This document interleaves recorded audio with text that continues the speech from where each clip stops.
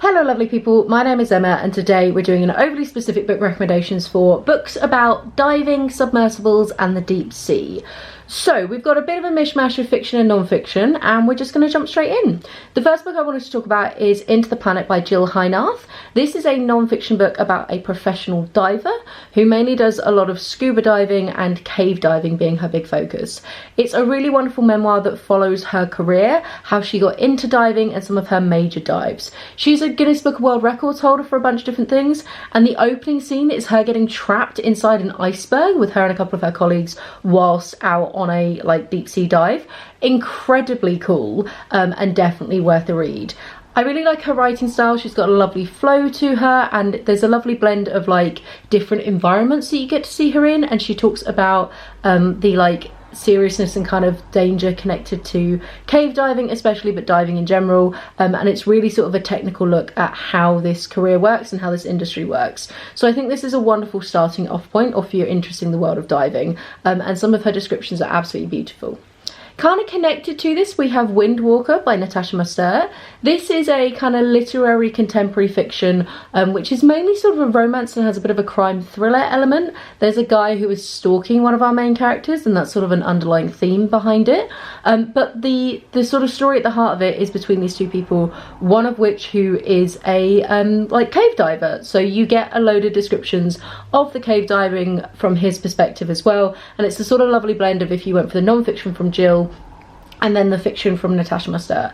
I really like Natasha's writing. She's not a particularly well-known author, but she has written one of my favourite books called The Seasons of the Witch, and this one has that same kind of spooky, glorious atmosphere to it. She's really good at the descriptive element and really just getting in the vibes of a book. It gives sort of serious, autumnal, slightly spooky vibes, and it really is great, especially with the thriller aspect of this guy stalking the woman, and sort of the way that kind of creepiness ramps up over time. So really, really interesting and really good fun.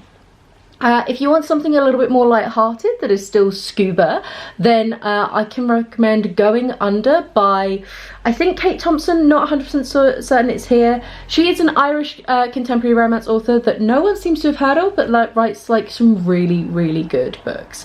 This is not one of my favourite from her, but scuba diving does feature quite heavily, and it is quite interesting to see that one. It is about a woman who is quite bored at her job and basically picks up scuba diving. It's quite a cool hobby. She goes out on a diving holiday thanks to her great aunt, grandma, some kind of relation like that, and then falls in love with it. And when she comes back to Ireland, she picks up lessons from this incredibly moody, mysterious gentleman, and it's very kind of will they, won't they, a little bit of antagonism at the beginning, and there is sort of a fair amount of miscommunication and sort of missed opportunities between them, but then they obviously do finally get together. It's really cute, really fun, and like I say, the scuba diving features quite a lot, and again, the author goes into quite a lot of technical detail, so I do feel like you get to learn quite a lot about scuba in more of a commercial setting rather than the kind of professional elements that you're going to get from it Into the Planet.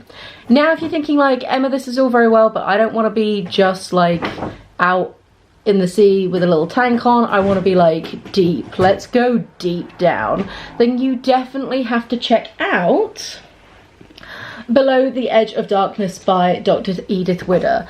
Dr. Edith Widder is a marine biologist who has made it her life's work to focus on bioluminescence, which is basically where animals are able to create their own light, rather than phosphorescence, which is where they can kind of reflect a pre-existing light. It's something that features in the deep sea incredibly heavily for a variety of different reasons, and is incredibly fucking cool to start learning about. So Edith Widder made it her career, and this book follows her sort of trajectory of her career, her early work, and then how advancements in submersibles and submarines changed what she could then discover going down into the deep. The book rounds itself out with a discovery of a giant squid. So freaking cool. You're going to learn so much about animals in the deep, but also about how our submersible technology has changed over the years. And there's some really cool cameos, including from Fidel Castro.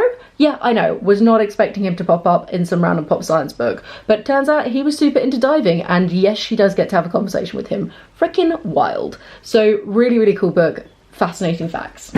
And then if you're let's go even deeper, let's get down there to the very depths of the sea, you are going to want to read Kursk, The Last Mission by Robert Moore. This is a look at the submarine accident that happened on the Kursk and the desperate attempts to try and rescue the men, unfortunately unsuccessfully, that happened in Russia, and then the cover-up from the Russian government. It is a little bit more political and a little bit more harrowing than some of these other books, but it is a really interesting look at submarines, how submarines are used, especially in sort of military positions and things like that, international relationships and the importance of like trying to save face from other countries, and then just the nitty-gritty logistics of like, how do you attempt to save somebody from a submarine? It is incredibly freaking cool and is again touching on lots of things about, like, you know, nitrous oxide poisoning and the bends and all sorts of stuff that is mentioned in the other books, but you're going to get in more detail here in a very intense race against the clock to try and save these men's lives. Spoiler alert, it doesn't go great for them, not gonna lie. This has also actually been made into a movie, hence the handsome Colin Firth being on the cover, and there are a couple of documentaries about it that are totally worth a watch. Andy and I sat and watched one together after reading this book. This is his and he recommended it to me. It blew my freaking mind. It is such a page turner. Like, people think of non-fiction being dry and boring. This one is gonna grab you by the throat and not let you go until you finished it. Now, I did have a couple of honourable mentions as well. I did want to do a little shout out to Mary Roach's Grunt. This is a book that is pop science about the various ways that the army tries to help keep its people alive. And the reason why I wanted to mention it is there is a chapter about submersibles that goes into a bit more detail and does a bit more of a general overview of military submersibles rather than the Kursk, which is obviously focused very specifically on one particular submarine and the disaster connected to it.